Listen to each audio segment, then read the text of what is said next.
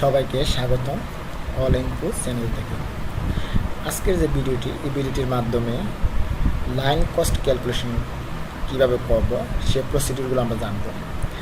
Line cost ক্যালকুলেশনটা আমরা আসলে মূলত RMG সেক্টরের সুইং লাইনগুলো থাকে, লাইনের কীভাবে ক্যালকুলেশন করব বা একটা লাইনের প্রতি মাসে কস্ট কত টাকা হয়, প্রতি মাসে টোটাল খরচ কত টাকা হয় সেটা আমরা ক্যালকুলেশন করব। এই ক্যালকুলেশন করার আগে আমার যে জিনিসটা প্রয়োজন সেটা আমরা ফ্যাক্টরির যে অ্যাকাউন্টস ডিপার্টমেন্ট অথবা HR ডিপার্টমেন্টের মাধ্যমে আমরা জেনে নিব। মানে যে মান্থে আমরা হিসাবটা করবো লাইন কস্ট, ওই মান্থের টোটাল ফ্যাক্টরির কস্ট আমরা জেনে নিব। আমরা এই ক্যালকুলেশন করার জন্য এই স্লাইডে অথবা এই ভিডিওতে আমরা একটা ধরে নিয়েছি $250,000 ওই ফ্যাক্টরির কস্ট। যে ফ্যাক্টরির কস্ট $250,000, ওই ফ্যাক্টরির লাইন আছে টোটাল 12, আর ওয়ার্কিং ডে হচ্ছে 25 ডেজ। 25 ডেজ বলতে আমার যদি উইকলি অফ ডে আছে, ফ্রাইডে, অফ ডেগুলো বাদ দেওয়ার পরে 25 ডেজ, যদি ওই মান্থে মিনিমাম 5 ফ্রাইডে হয়, তাহলে আমরা লাইন কস্ট ক্যালকুলেশন কী করবো। ফর্মুলাটা হচ্ছে টোটাল ফ্যাক্টরি কস্টকে ডিভাইড করব total number of line are working days দ্বারা।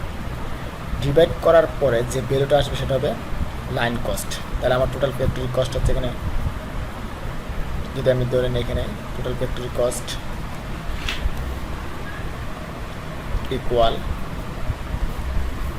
টোটাল ফ্যাক্টরি কস্ট হচ্ছে আপনার 2,50,000 ডিভাইড হবে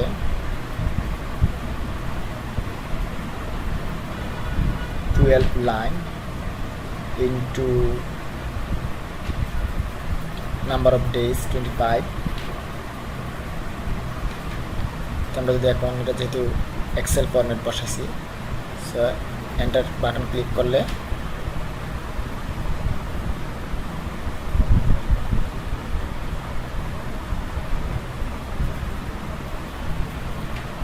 মাসে $833। তাহলে এটা হচ্ছে আমার ডলারে আসবে, যেহেতু আমি টোটাল ফ্যাক্টরি কস্ট ডলারে ক্যালকুলেশন করছি। তো এটার মাধ্যমে আমরা জানতে পারলাম কোনো একটা ফ্যাক্টরি লাইন কস্ট ক্যালকুলেশন। এখানে যদি আমি অন্য কিছু বসাই, সাপোজ এখানে আমি $2,50,000 পরিবর্তে যদি আমি 3 লাখ, যদি আমার ফ্যাক্টরি লাইন সংখ্যা বেশি হয় তাহলে, বা প্রতি লাইনে মেশিন সংখ্যা বেশি হয় অথবা ওয়ার্কিং ডে বেশি হয়, তাহলে আমার লাইন কস্ট ক্যালকুলেশনও বাড়বে। এসব উপর বেসিস করে আমার লাইন কস্ট ক্যালকুলেশন আসবে।